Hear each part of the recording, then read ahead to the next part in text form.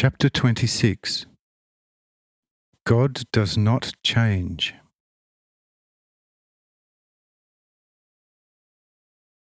Here the kitchen maid comes breathlessly, saying to Matthew, "Lord, Lord, come and see.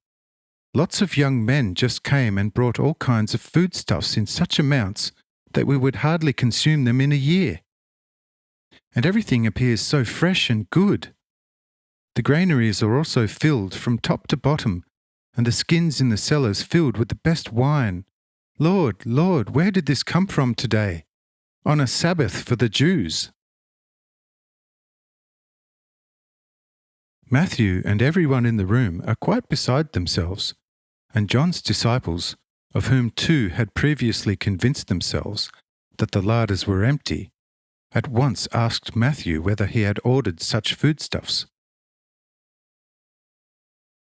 Says Matthew, "Not me, since I would have to be the first to know about it, and not my wife either, because she was the one who notified me through this maid that our small stock had been as good as consumed. Because apart from a garden and a few rented fields, I have no ground for the planting of much fruit, and would also have very little time for it, being firstly busy with the toll, and having to secondly host my guests in this guest house. Therefore, I stocked my guest house week by week with rations, having them usually purchased and delivered for my own money from Capernaum, while having the fish supplied by you. The wine and grain, however, I usually bought off my own co-religionists, the Greeks. This, in short, is the way I usually kept my house stocked with necessities, but I and my house know not a thing about this order. Some great unknown friend, therefore, would have to have done this for me. Otherwise it obviously is a great miracle. Where and who this great friend should be, however, I know no more than yourselves. But I shall summon all my people in here and question them in your presence as to whether they recognized any of the delivery men."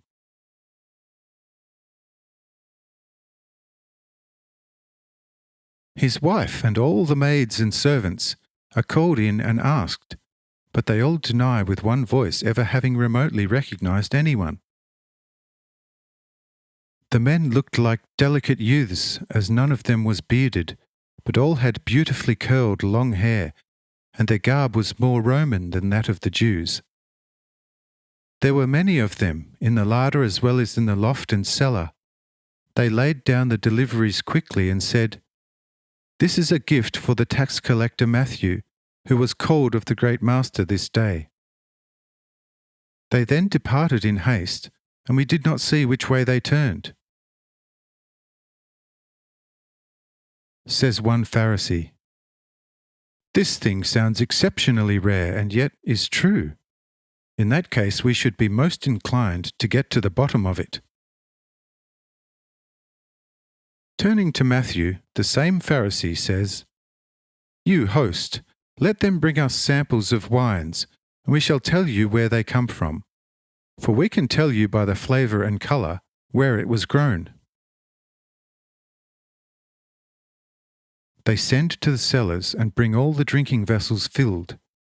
And as the Pharisees and scribes sample the wines, they say, full of astonishment, "No! Such wine as this we never tasted before. It is indescribably good and delightful. Have we not drunk of all the wines grown upon the known earth?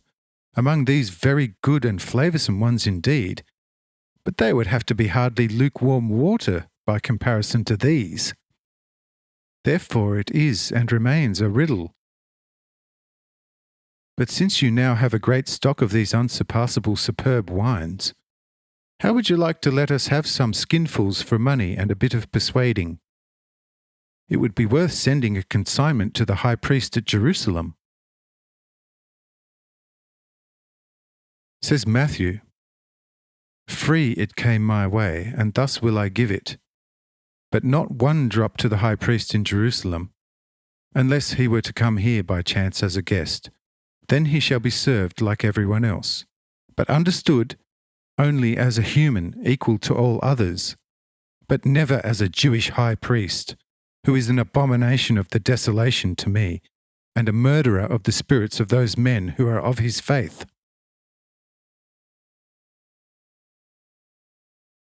Says one scribe, "Friend, here you quite misjudged the high priest of Jerusalem, having no knowledge of his nature and office." Says Matthew, "Let's leave this subject, for it gets me into a just heat under the collar. You are his eyes, and therefore see least of all what is nearest to you, namely your own nose, brow, and whole face. We, who are situated opposite you, see it only too well and truly. But no more about it, or I could get heated and be obliged to offend you, my guests of equality." Says a more sedate Pharisee, "Now let us indeed give the matter a rest, and instead consult with the Master Jesus. He shall be the one most likely to clear this matter up for us, because he loftily exceeds us all in knowledge and wisdom." Turning to me, what do you actually say to this story? Because you seem to have some hint about it, as your foregoing conversation with John's disciples almost pointed to it. Because this was occurring almost in the same moment you were telling John's disciples how God provides for those who truly love him and animatedly trust him, and after you properly flogged the ugliness and repulsiveness of selfishness.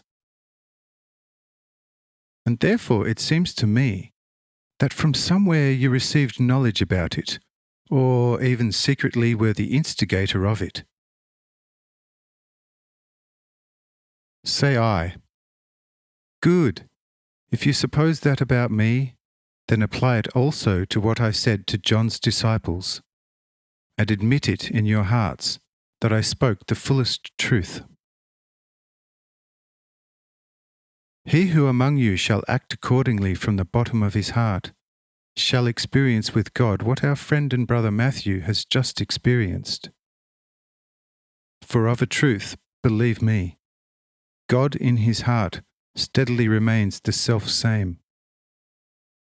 As he was when no sun, moon, or stars were shining, yet for a long time upon the firmament, just so is he still this moment, and shall be into all eternity. He who seeks him along the right path also shall find him, and be blessed into all eternity of eternities."